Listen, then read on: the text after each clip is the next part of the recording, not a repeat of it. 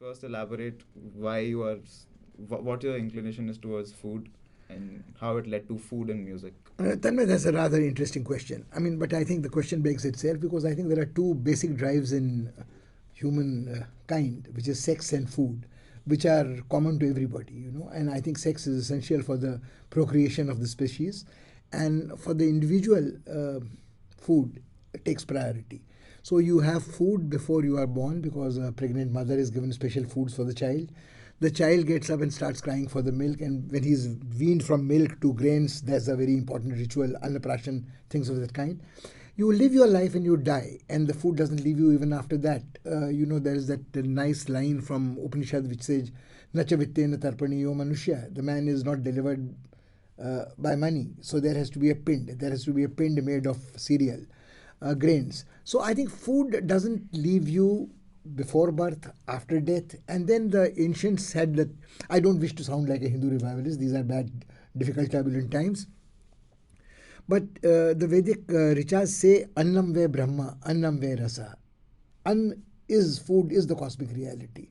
And food is out of which everything comes into existence, the body, memory, etc.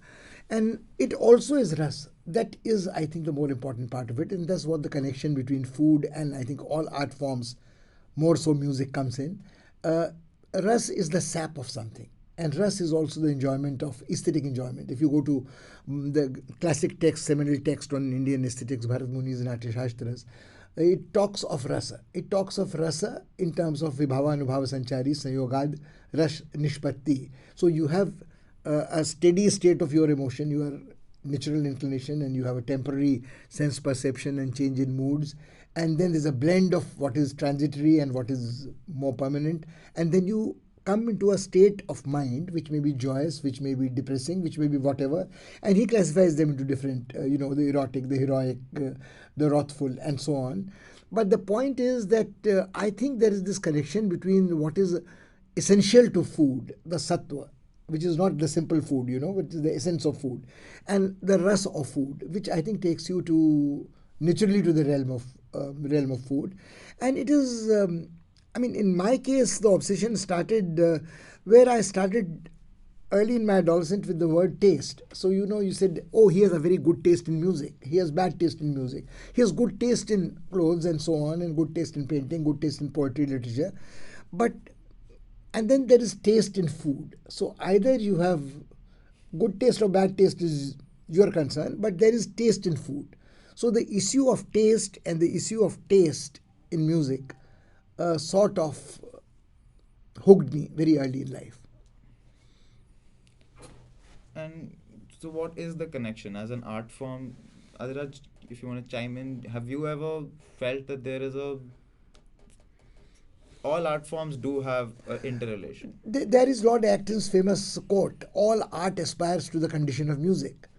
So there is a degree of abstraction, there is a degree of transience, there is a degree of the music of spheres, which people like Newton would talk about it. There would be, you would talk of lay and pralay. I recall the reading in my late adolescence, Christopher Caldwell, that Marxist who died in fighting the Spanish Civil War, who talked in terms of a rhythm which the human body keeps, the pulse, the heartbeat, and your life is set to a beat. So it may be a harmonic music, it may be melodic music, it may be different tones combining, notes combining, but you would have a very obvious connection to all art forms in music. You would have performing arts, which are closer to music, but you have plastic arts, you have a sculpture which will remain, which will be tangible heritage. But I think what is interesting about food and music and commonality and affinity is the intangibility, the transience. So you have it on your tip of your tongue, you taste it, and then the taste may linger on for a few moments more. It's like sex again. You go to that. You have foreplay and you have afterglow. But you experience ecstasy or maybe agony for a moment, and then all that remains is a trace of memory.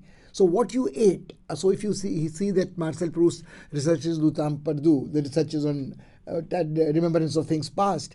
So this man is remembering something which he ate, which was given to him by his mother when he was being taken around as a sickly kid in a perambulator, and that memory of food consumed when he was very young is the lifetime's obsession for him. So I do think that food has this great relationship with music because of its transience.